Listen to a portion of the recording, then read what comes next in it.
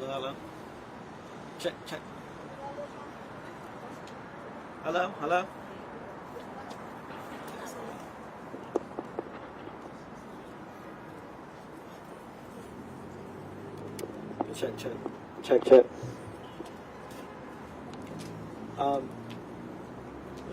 Good afternoon, everyone. My name is Sean Sanders. I am one son of Detective Sean Suter.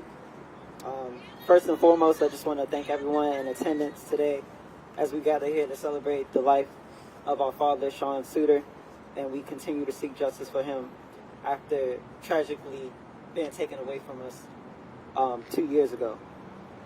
Your support is genuinely and greatly appreciated, as it has been really tough these past 2 years in the journey of finding justice and answers.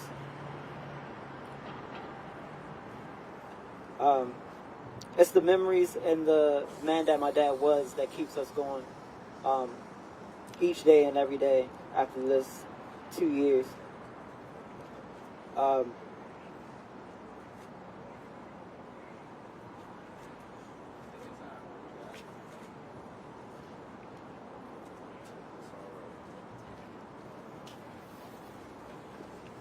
I just want to say thank you.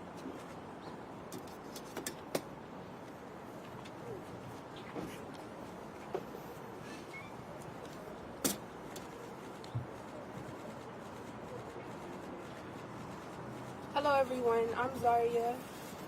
I'm Detective Suter's youngest child. Today is the 2-year anniversary where my life, as I knew it would, changed forever.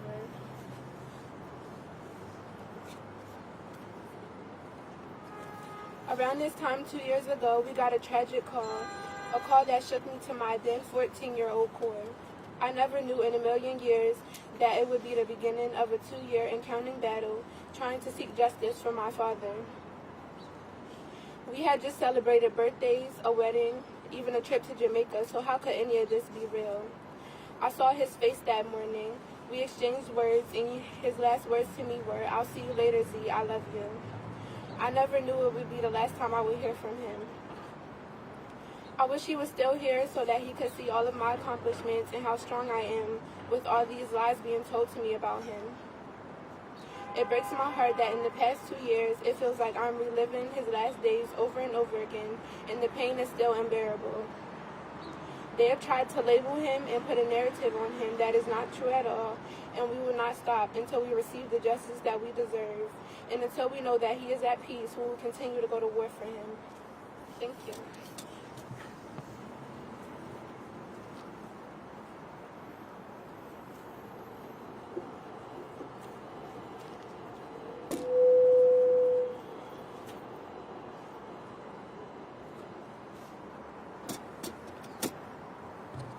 I'm Demira, Detective Suter's oldest daughter. I just want to say thank you, everybody, for coming out today. The support has been phenomenal, and my family really can't thank you enough. It's been a long 2 years, extremely long. And I never knew that when we got the call this same day 2 years ago, that 2 years later we would still be fighting the same battle.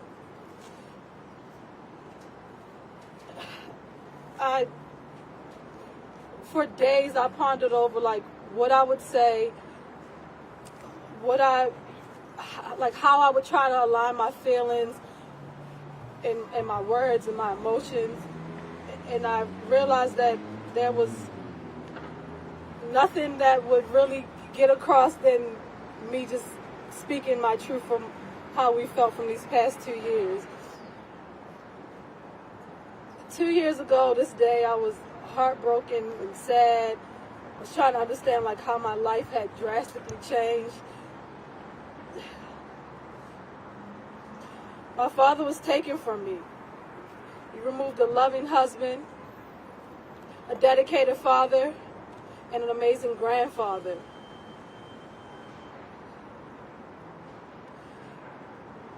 Two years later, this day, I'm angry. I'm frustrated, and I really don't know how to express that enough for everybody to see. I feel like we just keep saying the same words over and over, but I am so frustrated. Like I said, today makes 2 years. 2 years that we had to move on and live without you. 2 years that we know that you were murdered. The pain doesn't get any easier, especially when at every turn of events, there's somebody that's trying to drag Detective Suter's name through the mud. Yesterday I heard that my dad, Detective Suter's murder was the only murder in years from a Baltimore City police officer that was unsolved.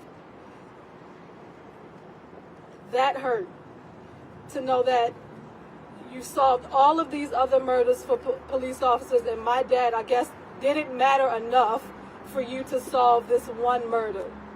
In 2 years, we have no answers.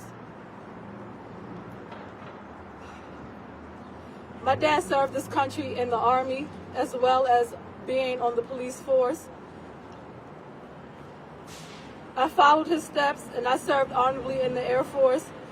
And I know without a doubt that this is not how you honor your fallen. We don't murder them repeatedly, over and over, and neglect their families.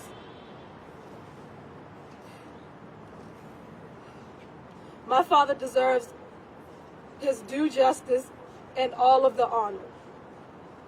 And we all seek that here today. I may not be certain about a lot of things, but I know that suicide wasn't the answer. And we won't rest and stop seeking justice until we get the right answers, until I'm able to look his murderer in the face. We won't stop. Thank you.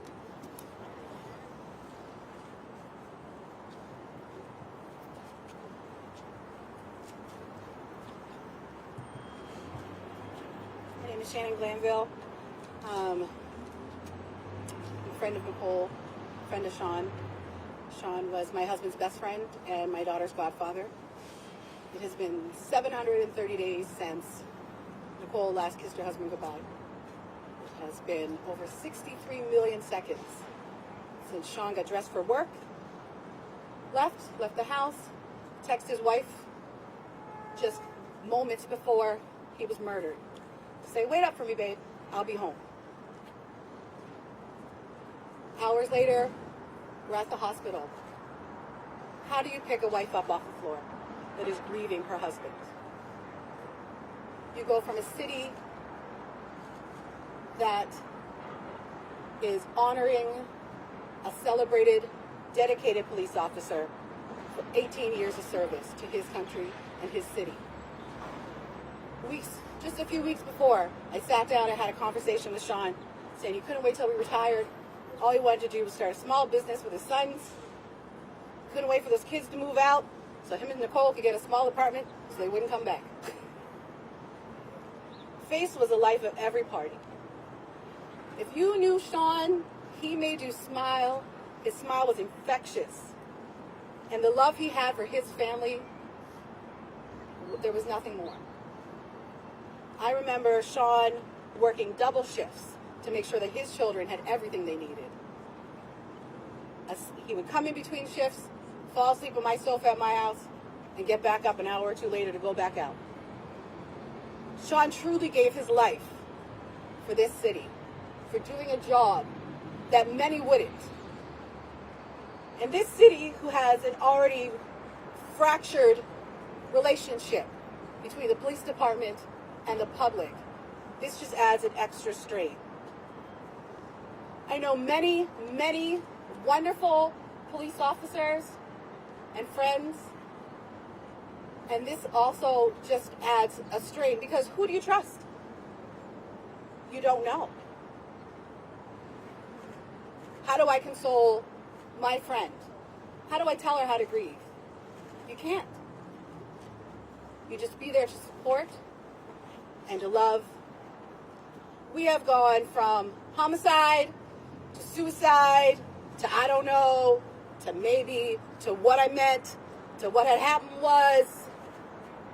None of these are adequate answers. Sean deserves better, and we want answers. 2 years have passed, and you have got the only answer being suicide when you have evidence that wasn't followed up on. What happened to the extra DNA evidence that was found on his weapon? What happened to the video of the person that was being interrogated saying that they were a witness? It was good enough to put the 6 people away in the gun trace task force, but not good enough for my friend. This is, I don't know how to put into words how upset. We have had to tolerate people putting Sean down who don't know him. When somebody passes like this on such a public platform, it opens up everyone for their opinions.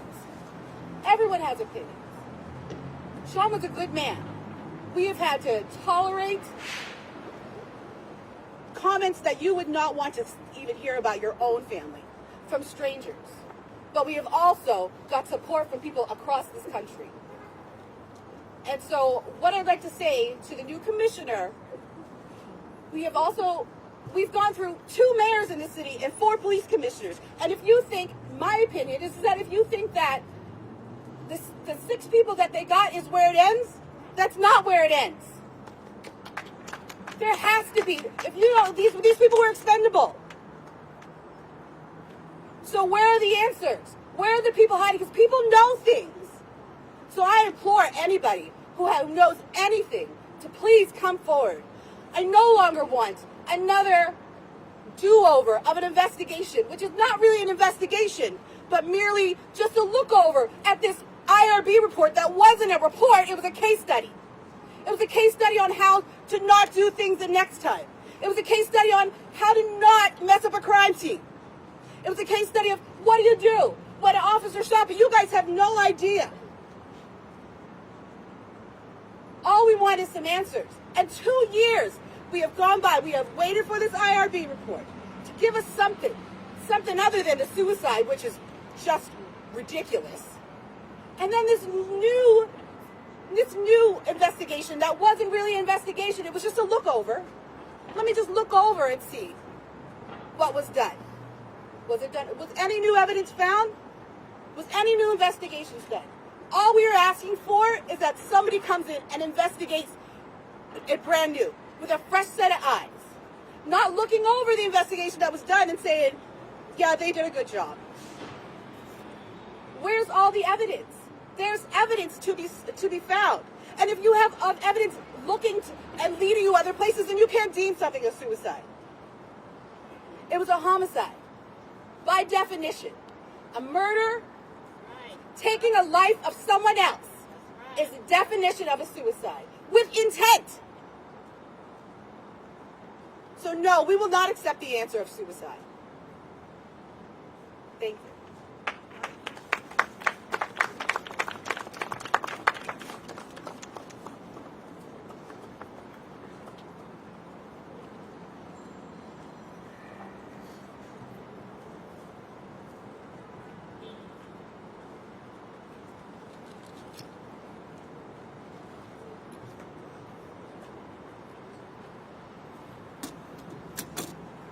Good afternoon.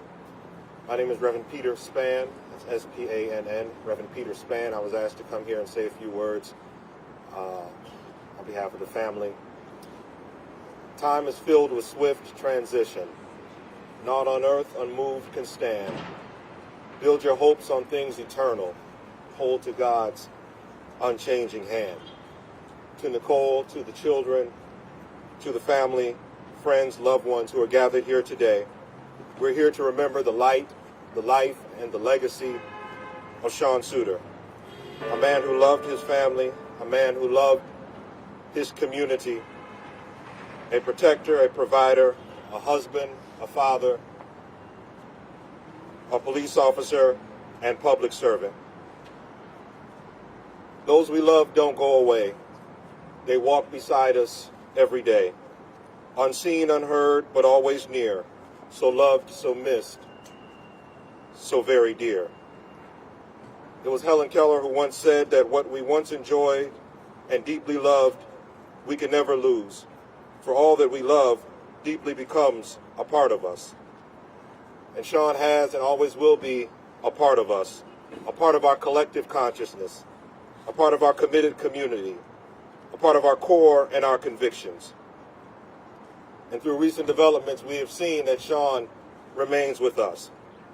Today I'm reminded of the story of Cain and Abel in the Bible in Genesis chapter number 4. We know Cain kills his brother Abel because he's upset with God because God accepts his sacrifice instead of his. And so what ends up happening is he comes to Cain and he says to Cain, he says, "Where is your brother?"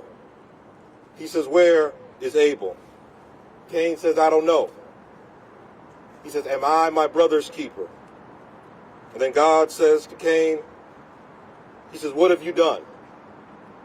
He says, "Listen, your brother's blood cries out to me from the ground." And I need to remind everyone here today that they tried to cover up what they did, but Sean's blood cries out to us from the ground. They couldn't make us move on because Sean's blood cries out from the ground. They couldn't close the investigation because Sean's blood cries out from the ground. We refuse to give up because Sean's blood cries out from the ground. And Sean, we are our brother's keeper. We're going to keep fighting because truth crushed to the earth shall rise again. We are our brother's keeper until that which is in the dark comes to the light. We are our brother's keeper because we know that weeping may endure for a night, but joy comes in the morning. We are our brother's keeper until truth rolls down like waters and righteousness like a mighty stream. I've seen the lightning flashing, and I've heard the thunder roll. I've felt sin's breakers dashing, trying to conquer my soul. I've heard the voice of Jesus telling me to fight on, because he promised never to leave me alone. And what I'd like to do is just have a moment of prayer right now. God of our weary years, God of our silent tears, thou who hast brought us thus far along the way, we remember the life and the light that is Sean Suter. Lord, you know that Sean was taken from us too soon, but we're thankful today that you are a God of justice. You remember us when others forget. You give us peace when our lives are in pieces. You give us hope in the midst of hopelessness. You provide us with joy in the midst of profound sorrow. Please bless Nicole and the children and the family and those who knew him best. God, you said, "Blessed are they that mourn, for they shall be comforted." Lord, continue to comfort this family, comfort this community, and comfort this city. Dear God, we pray for the truth to be revealed about Sean's murder. Touch the state's attorney's office, the police department, every agency and investigator. Touch this city, wrap us in your loving arms, and bring the truth to light. And help us to march on until victory is won. In Jesus' name, amen.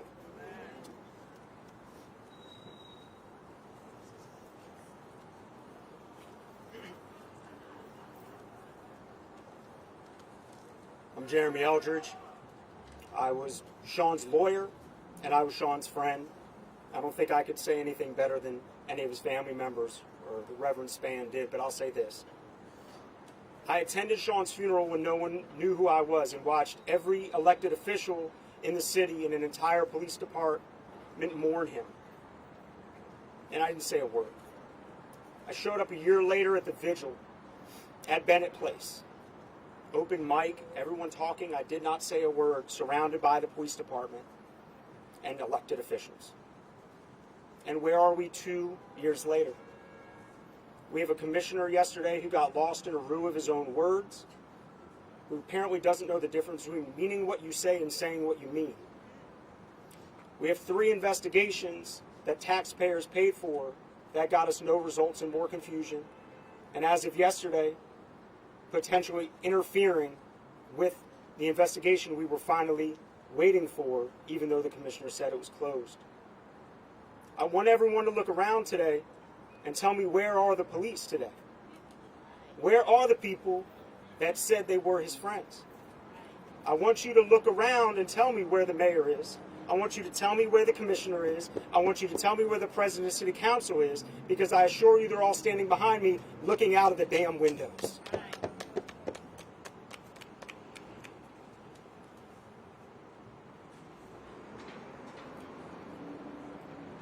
I don't think I've ever met a braver family. And I don't know how I'm the only one.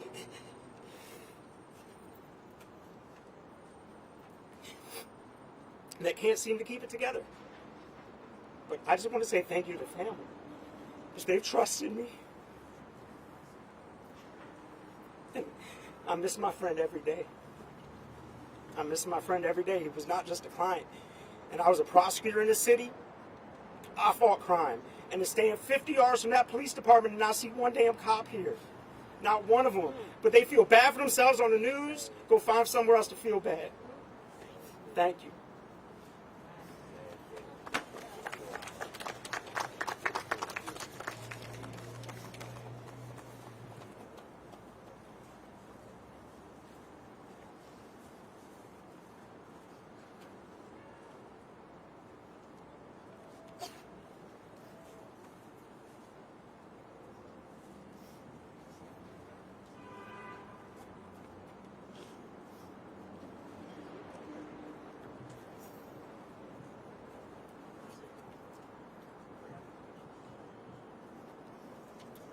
Just wanted to say thank you for coming. I'm gonna wrap it up. If anybody has any questions for anyone here, feel free to ask.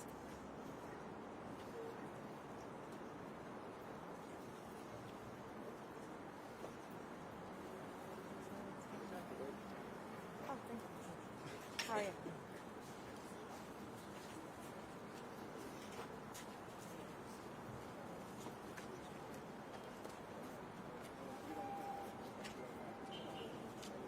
I have a question for Jeremy, but I need to get him.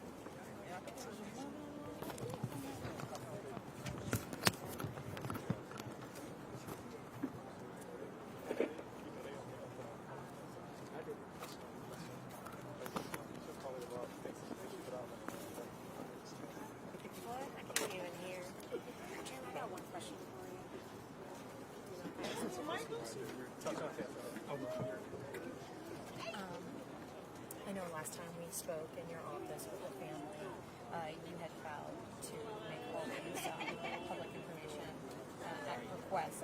Where does that stand? Where do things stand? Have you been able to make any? Well, now that the commissioner said the case is open, obviously it's going to make it much more difficult for a Maryland Public Information Act request to be effective.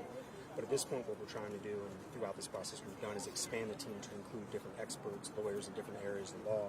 And our plan right now is we're examining every route of legal action that we can take, not only to get this information, but what avenues of relief, whether it's the federal court, whether it's the state court, but it's a matter of finding accountability. So right now we're putting even more of a team together, and that's why the other day when I said we're ready for war, we're finding an army.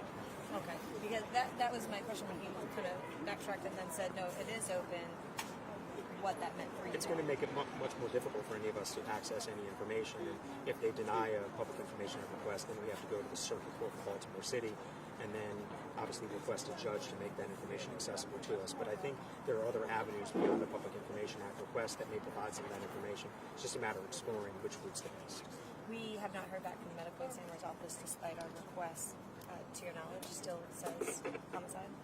Yes, and I'm very confident that the Office of the Chief Medical Examiner is going to stay with the finding that they were before, which is that it's a homicide. There's been no new evidence presented to the medical examiner, as we've been told, and as such, it should remain a homicide. We're confident that they're going to do the right thing and stand by Sean. We don't have to do this on camera. I don't know how you feel about it, but I wanted some clarification on what they're talking about, the extra DNA evidence on the gun, and then the interrogation of the witness. What they're talking about is that in the IRB report there was reference to there being insufficient DNA. And the problem is that's not true. And I've conversed with other members of law enforcement, both in the state's attorney's office, the medical examiner's office, and other individuals close to the investigation that have a severe disagreement with what the IRB said regarding the sufficiency or the amount of biological material that was recovered from his weapon. What you have to understand is, as a homicide detective, it's very odd for him to have anyone else's biological information, meaning someone else's material, your skin, any of your cells on his weapon. So that's incredibly strange. The video that's being referred to is a video of a witness from the prosecution of Montana Baronet and the Train to Go gang in federal court. A witness gave a statement within weeks of Sean dying saying that he had information about Sean's death and pointed them to one very specific individual. That individual, we understand, was actually being properly investigated when the commissioner said publicly that the case was closed, which was ironic in and of itself. Okay. Do you know any update on that? Not that I'm allowed to share with the public. Anything else you want us to take down? No. Thank you guys. I'd rather, today should be the focus of the family. I mean, I'd rather you guys play all this stuff too. Oh yeah, we do it all. I didn't want to talk to us. Back up there, all of a sudden he shows up there. Trying to do his job in the big investigate whatever time he was listening. Very simple. I mean, I don't think it's that complicated. But we just want to get peace. We want justice. We want answers. That's what we're looking for.